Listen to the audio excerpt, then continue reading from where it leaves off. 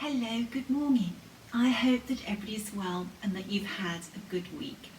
I've had an action-packed week. It's gone so quickly and I've just not had a moment to sort of sit down and take a breath.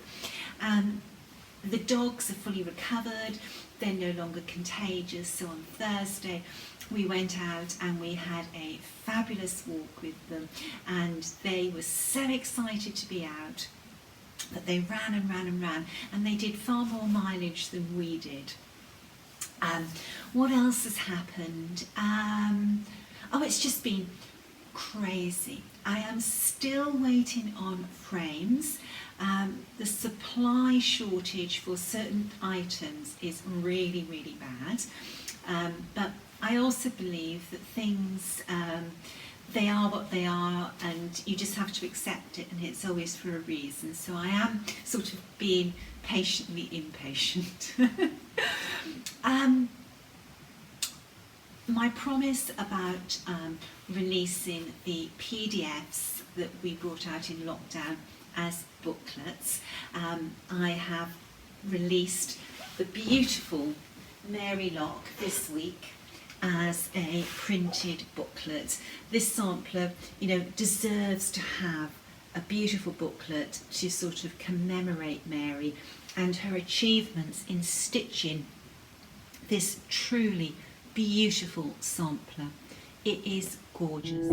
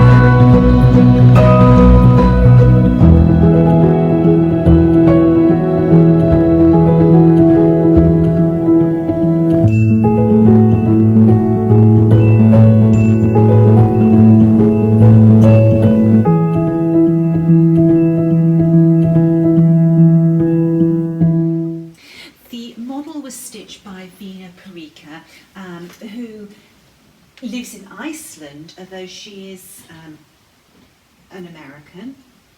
And Vina really enjoyed stitching Mary. The amazing thing is that Vina stitched Mary in hand. I've always been somebody who has to use a frame, so I always admire people that can stitch that way. Anyway, Mary has a beautiful booklet as a tribute to her, and that is available on the Hands Across the Sea Samplers website, and it's also available with our distributors, so stores throughout the world have access to Mary as well. Such a pretty little booklet, and we write about the sampler, and you know, it's really nice sort of sitting down and putting these booklets together. Something that I enjoy very, very much. And of course Mary comes with her bookmark with the thread legend on, and then the label for the back of the sampler for you to record your information for prosperity.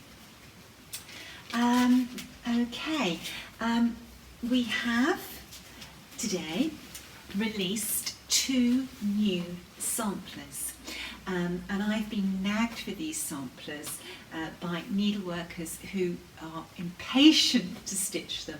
So the first one we're going to have a look at is little Rosa Sugars. Now Rosa was the little girl who was 4 years of age when she stitched this sampler. An amazing achievement for a 4-year-old, but my words of advice when you're stitching this sampler is to study the chart carefully and count twice, because she was only 4 years of age, and there's a few funny little anomalies that will catch you out if you're not careful with the counting. 4 years of age is just amazing. But you know, as I said when I talked about this sampler before, my parents actually sent me to, and I don't mean kindergarten, it was a proper preparatory school at 3 years of age. And in my first year of school, you know, I learnt to read and write. So if you can learn to read and write when you're 3, there is no reason why you can't stitch a sampler when you're 4, if you're given the help and you're willing. Now I've got the original sampler to show you. Here she is. She was stitched in wool, and you can very clearly see there that Rosa was aged 4, and that ties up with family history records. Let's have a little look at the back of the sampler. It's a lot brighter at the back. We use the colours from the front of this sampler. She's carried her threads, and there's, you know, some knots, but again, I think Rosa did very, very well. Now, what can we tell you about Rosa? Well, actually, quite a bit. Here's her little booklet. Rosa was born in July 1877 at Aspley End in Hertfordshire, and her parents were Charles and Adelaide. In the 1881 census, her father was noted as a butcher, and Rosa was actually noted as a scholar. Now, she was only 3 when the census was carried out, because that was in the April of that year, and she would not have been 4 until the July. And normally, if you look back through census records for 1881, you will see that very young children, they have no listing against them. So for her to have the listing of scholar, you know, she must have been been educated in some way. Now, the 1891 census finds the family living in very different circumstances. Charles had died in 1888, leaving Adelaide with 3 young children to provide for. And at age 13 in this census, Rosa was working alongside her 15-year-old brother. He was an envelope stamper, and Rosa was a black borderer. Now, black borderers applied black varnish to the edges of paper and envelopes. They were funeral stationery or mourning stationery. In Victorian times, if you were writing a letter to advise somebody of a death, it would have a black border. and throughout your period of mourning, your stationery would have a black border. Now, in the 1901 census, Rosa is still living at Weymouth Street in Hemel Hempstead with her mother and her younger sister. And Rosa, together with her younger sister, are still working with stationery. Rosa was now an envelope folder. The 1911 census finds Rosa married to Henry Hobday, who was a mechanic at the paper mill. And they lived in Weymouth Street, not in the same house as her mother, but further along the street. And they had a 2-year-old son, Roland. Now, Rosa lived a long life. She died at 91 years of age on November the 17th, 1962, in hospital.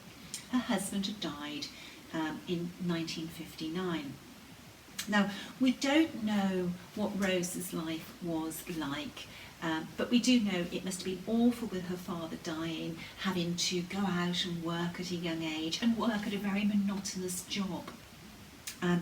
The other thing that we know that Rosa had to deal with in her life was that her son Roland, who was a major in the Royal Artillery, was a prisoner of war in Singapore in World War II. And that must have been a terrible time for Rosa. And Roland did survive, but as we know, prisoners of war in Singapore and other parts of Asia, they had a terrible time and would have been scarred, for life, mentally, and maybe even physically as well. Now, Roland was actually a bank manager and an accountant, so Rosa and her husband obviously placed great importance on education, and the fact that their son was a major, he was quite a high officer, shows that that he must have had a very good education to have gone into the army at that grade. Anyway, more about her little sampler. Well, the stitch count is 126 stitches by 170, and we used 11 colours from Auvert Soie's Soie 103, but in the booklet there is a conversion for Soie d'Alger and DMC. I stitched the model on 56 count Zweigart that is a lighter shade of marble pointer. I had a big yard of marble pointer from ex-Duca's Designs, and it was slightly lighter from the marble pointer I'd had in the past.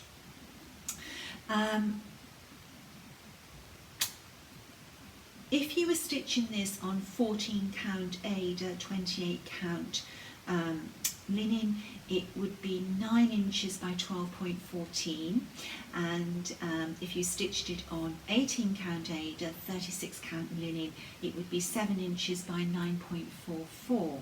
Stitching it on 56 count, it is 4.5 inches by just a tad over 6 inches. Now, I believe that Rosa stitched her sampler on 26 count Penelope canvas. But obviously, you're free to stitch Rosa's sampler with whatever type of thread that appeals to you, and on whatever type of linen, Aida, again, that appeals to you, and it's the colour that you want to choose as well. You must always feel comfortable when you're stitching your sampler. Anyway, this little girl, she is available on our website as a printed booklet and as a PDF, and her booklets are available through needlework stores throughout the world. I hope that you enjoy it. She's not a big stitch. You know, she will not take you long to stitch at all, but she is absolutely delightful, and she must be one of the youngest needleworkers that we know of to have completed a sampler. So a little quirk, you know, on her for your sampler wall. Now, we have also released another sampler this week. I had so many emails for both of these samplers that I just literally, I felt awful releasing one without the other when there was people waiting for both. So the other sampler that we're releasing this week is Hannah and Ellen Wilkinson. And this little sampler, it's again very, very special because Ellen finished her sister's sampler. It says here that Hannah Wilkinson worked this first, second and part of the third alphabet in the 11th year of her age and died May 12, 1835, aged 11 and 4 months. Ellen Wilkinson finished this work May 21st, 1841, aged 13 years. This sampler touched me so much from the moment I first saw it. You know, the love between sisters is very, very special. Sisters might fight like cat and dog, but there is always a deep love as well. With this sampler, I thought it was so beautiful, the verse that was chosen by Ellen. This lovely bud, so young and fair, called hence by early dew, just came to show how sweet a flower in paradise would bloom. And this verse you find a lot on headstones, gravestones for young children. Then there was a second verse. See the kind shepherd Jesus stands, with all engaging charms. Mark how he calls the tender lambs and folds them in his arms. So, so touching. Now, we believe that Ellen picked up Hannah's needle on the letter N. There is just a slightly different touch in this sampler on that letter N. So we think that Hannah stitched this top bit and then Ellen continued. Whether Hannah had started to stitch the border, we don't know. But there you have the original sampler and the model. The model was stitched by Boomer, and you know, Boomer loves her red samplers, and I know that she really loves stitching this sampler. We used, excuse me, we used Soie 103 and 46 count linen for the sampler. Here's her little booklets, again in spiral bound. These are proving to be really, really popular with needleworkers, and we're so pleased that you give us feedback so that we know that we're going in the right direction for our customers. Now, we know that the sisters were born at Wincobank in the parish of Ecclesfield in Sheffield to James, a farm labourer, and his wife Mary. Hannah was christened on February the 24th, 1824, and Ellen on November the 20th, 1827, at the Zion Independent Church in Attercliffe, Yorkshire. Attercliffe now is a suburb of Sheffield.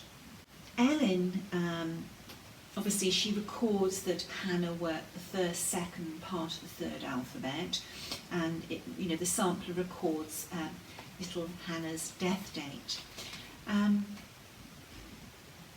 We know that Hannah was buried on May the 16th, 1835 in Ecclesfield, and we believe that her grave is at the Zion Church, but we have not been able to check that out to be absolutely certain. Ellen went on and married George Hobson, a fork maker on Christmas Eve 1849, she actually shares my wedding anniversary. We find them in the 1851 census living in Wincobank, George working as a fork maker. Sheffield is very renowned for making scissors and blades and cutlery. We know that as a widow, Ellen lived with her eldest daughter in the city of York, and she died in 1889, aged 62 years. Now, their sampler was donated to the Kirkwood Hospice in 2021, and this is only 26 miles from Wincobank. The hospice cares for people who have life-limiting illnesses, and it's a very worthy charity, and I think it's really lovely that their sampler, raised funds for such a worthy cause. And their sampler, it really didn't move very far from where it was stitched by those two little girls. Probably coming to Cornwall has, been a big adventure for the sampler. The stitches used are cross stitch over 1 and cross stitch over 2. And that reminds me, I forgot to mention the stitches for Rosa's little sampler. It is just cross stitch over 2. So going back to the sisters, the stitch count is 218 218 stitches by 181 stitches. On 28 count linen, the design will be 15.57 inches by 12.93. On 36 count linen, which is the size linen that the girls stitch their sampler on, it would be 12.11 inches by 10.6 inches. And on 46 count linen, which is what Boomer stitched her sampler on, it would be 9.48 by 7.87.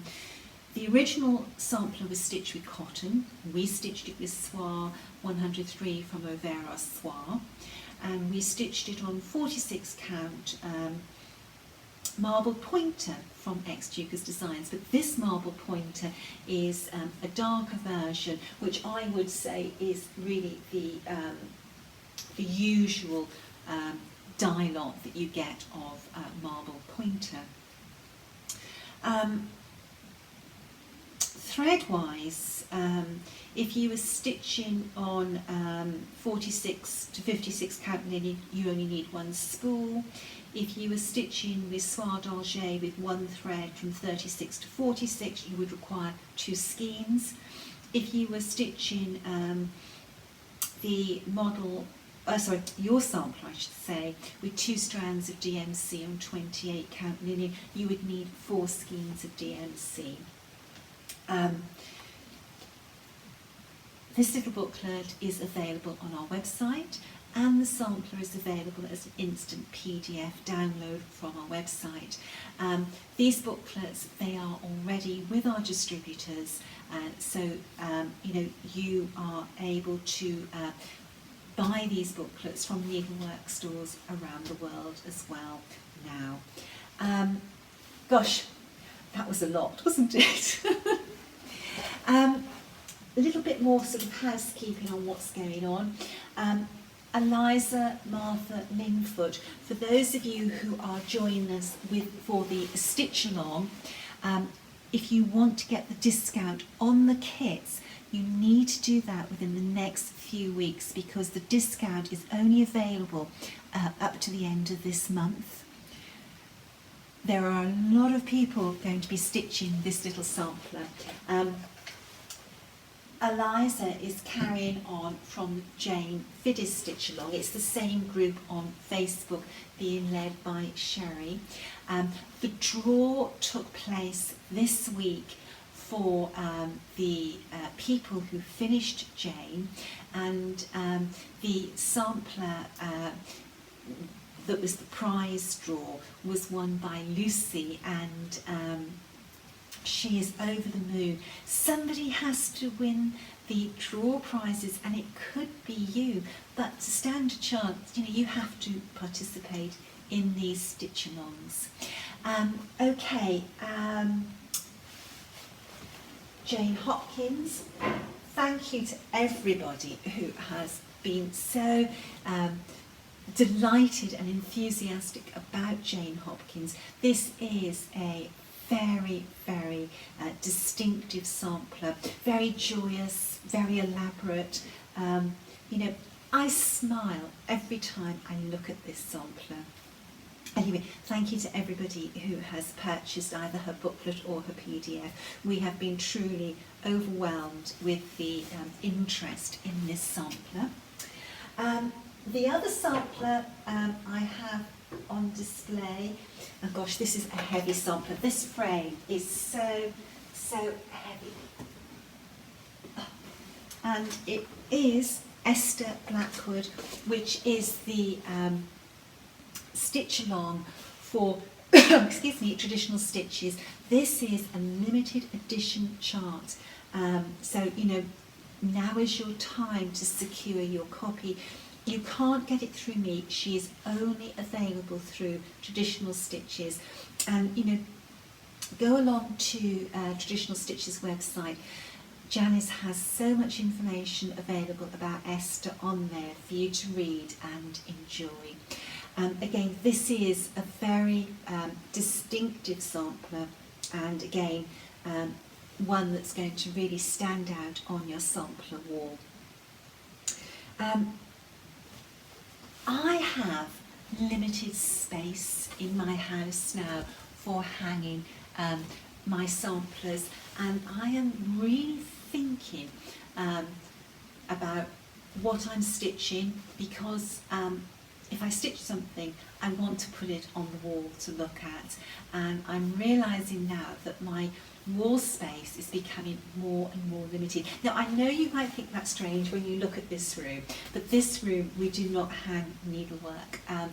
It is flooded with light, and it would not be the right place. Plus, although you probably can't see it from this video, there is a lot of artwork in this room, and it's not a room for needlework, but the rest of my house is packed full of needlework. I wanted to answer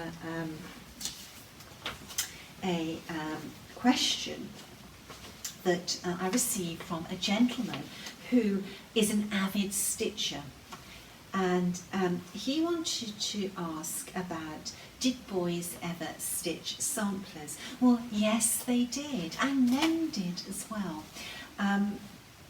Now, one thing you have to be careful about with samplers is presuming that a man stitched a sampler. When you get a name like Christian or Evelyn, there are names that could be female or male. Now, today, the surname of Christian, you would associate with a man. But in the 17 and 1800s, Christian was also a popular girl's name.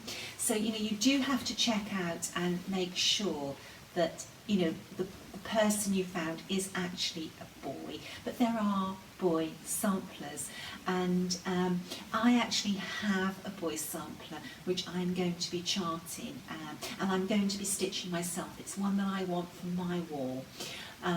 So, in the next couple of months, I will get round to working on that sampler.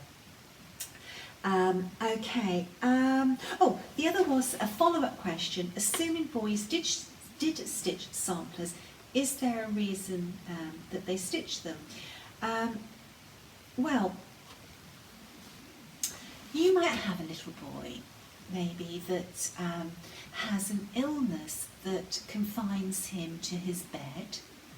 That might have been an ideal time for a little boy to stitch a sampler.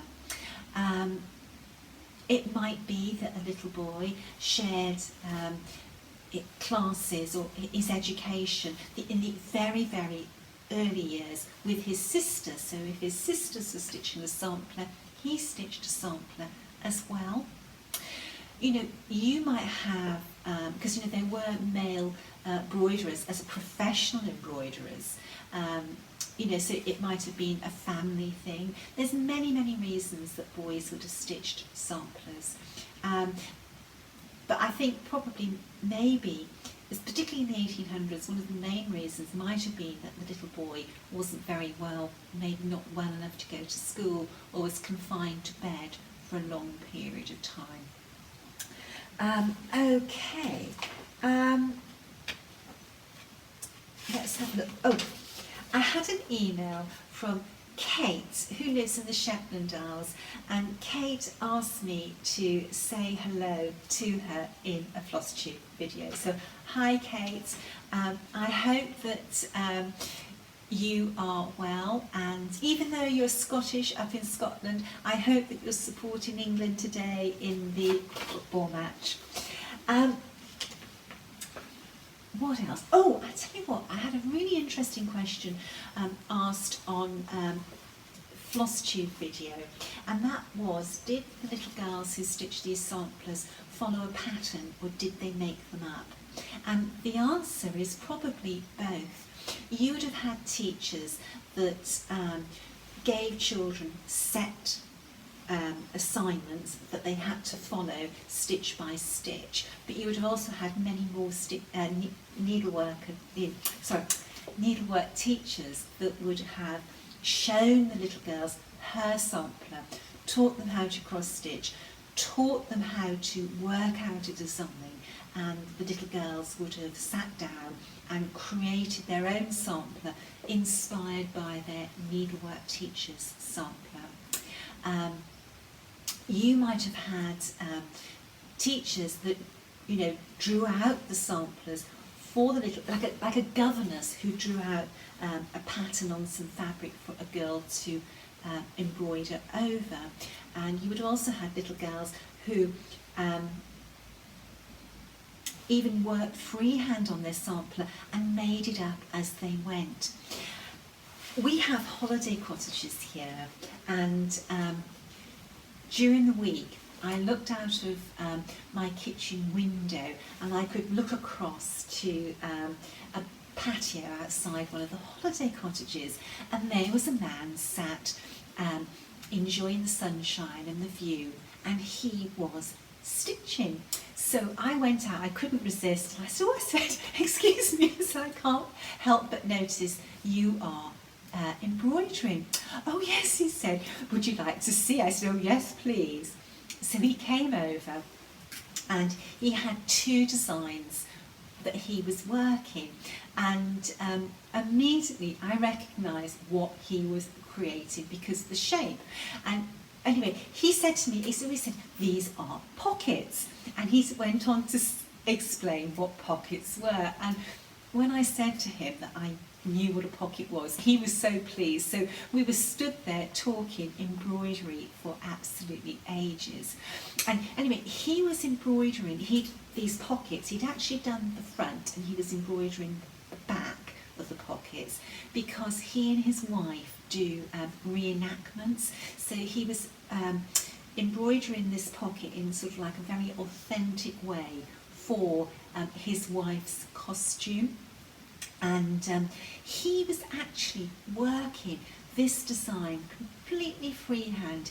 He had marked out the shape of the pocket on the fabric, but he had not drawn out a design. He was literally drawing with his needle, and he was drawing some flowers that were growing in a pot on the patio. It was so lovely to see. Anyway, I've waffled a bit there, haven't I? Okay, well, I think that probably rounds up the needlework element of today's video. The 19th of July, our country comes out of lockdown. There's so much for us to look forward to. I think that one of the very precious things for me is the fact of being able to spend time with my friends. It's such a precious thing, friendship and friends with time. This week ahead. We're actually having some friends come around for supper, and the thought of sitting down for the evening with friends in good company, enjoying what is hopefully a nice meal because I'm cooking, and a nice bottle of wine and some chocolates at the end of the meal. It's just so nice, and I've been busy planning what I'm going to cook. It's a long time because of COVID since we've had friends round for supper. Really looking forward to it. I'm hoping in the week ahead to get some more walks in. My boys, they love walking. Yesterday morning, Saturday, I got up very, very early to get them out before the rain came, and we went up onto the cliffs, and it was so beautiful up there. We saw 2 or 3 endurance runners. Very strange thing to see at that time of the morning. I don't know whether they've been running through the night. But anyway, it was so beautiful up on the cliffs, and the chamomile is out at the moment. So when you're walking, the smell of the chamomile coming up from the ground is just amazing, and it always puts me in this really happy frame of mind. And when I'm walking with the dogs on the cliffs, I'm so often designing things in my mind or writing things in my mind and just truly being inspired. Very, very blessed. That's how Ray and I feel with our lives at the moment. I think Ray will feel a bit more blessed if England win the football tonight. There's so much sport on at the moment. We have some really good golf. Of course, we have the tennis. For my husband, who is a really, really avid rugby fan and was a rugby player, there's the Lions Tour of South Africa, and of course the football this evening. Anyway, no matter what happens, it's the taking part that's the important thing. I hope to be back next weekend if God is kind. Hopefully I would have finished my project that I'm stitching on. I just didn't get any time this week to pick up my needle, which is absolutely shocking. But I've been busy packing booklets. I could do packing booklets in my sleep now. But anyway, stay safe, stay well. Bye-bye.